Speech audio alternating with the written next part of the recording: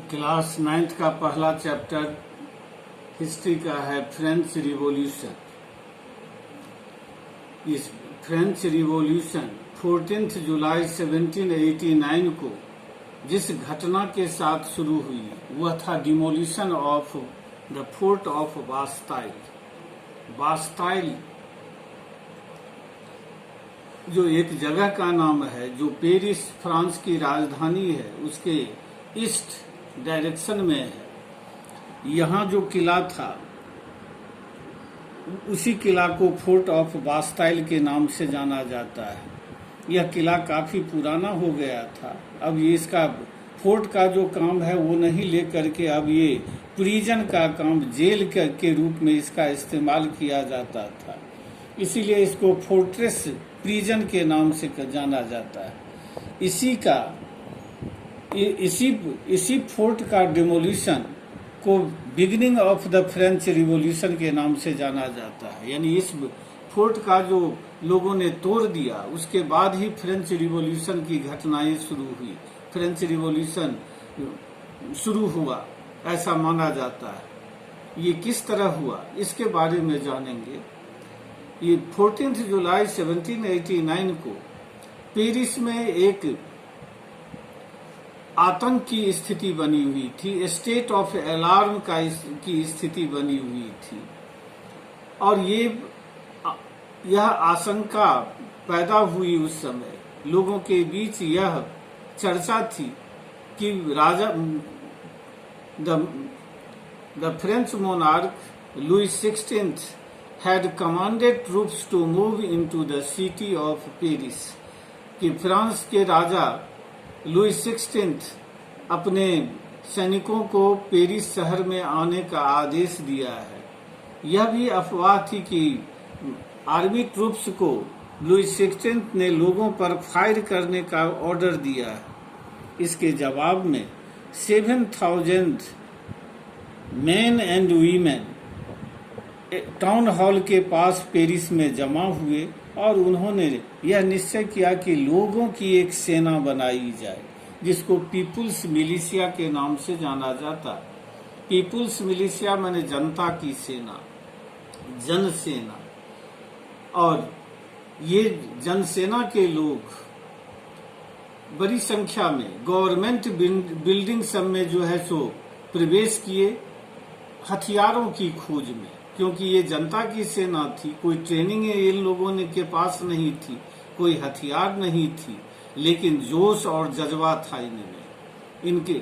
और लेकिन जोश और जज्बा से काम नहीं चलता है लड़ाई में, इसके लिए हथियारों की आवश्यकता होती है। और ये हथियार कहाँ से मिलते, तो इनको लगा कि गवर्नमेंट के जो बिल्डिंग्स हैं, ऑफिसेज हैं, वहाँ ये खोज किया जाए तो आर्म्स और वेपन्स और एमुनेशन मिल सकते हैं उनको। इसी उद्देश्य से सैकड़ों लोग इस पेरिस शहर के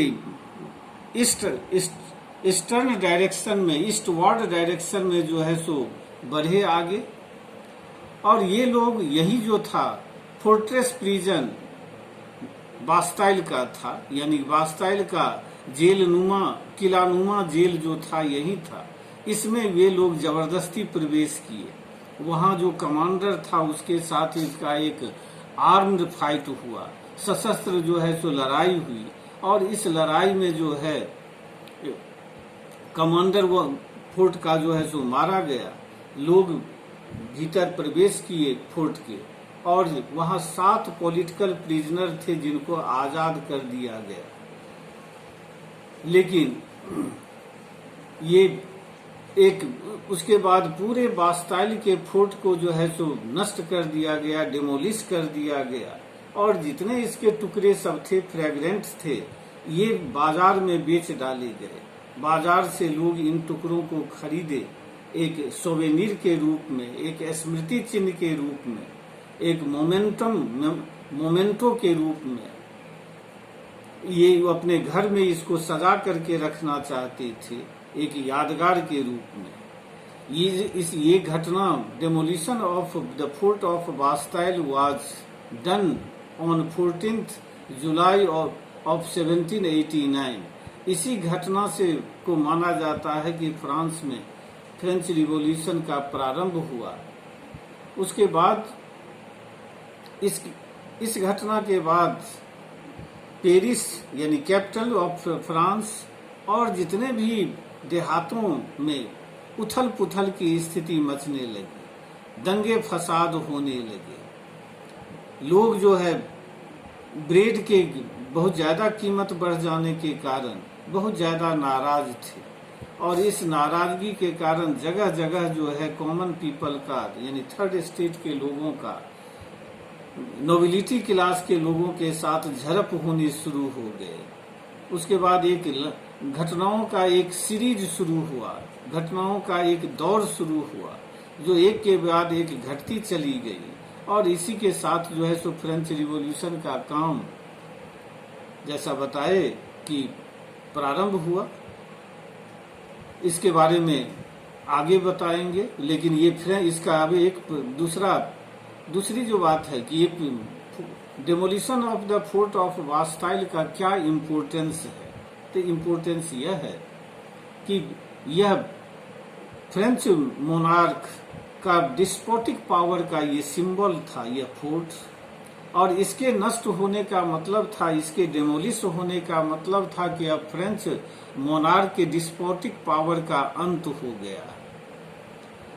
दूसरा था कि अब इसके अंत के साथ ये भी पता चलता है कि इसके अंत के साथ ही ये भी लग रहा था कि फ्रांस में अब मोनार्की का अंतिम समय शुरू हो गया है।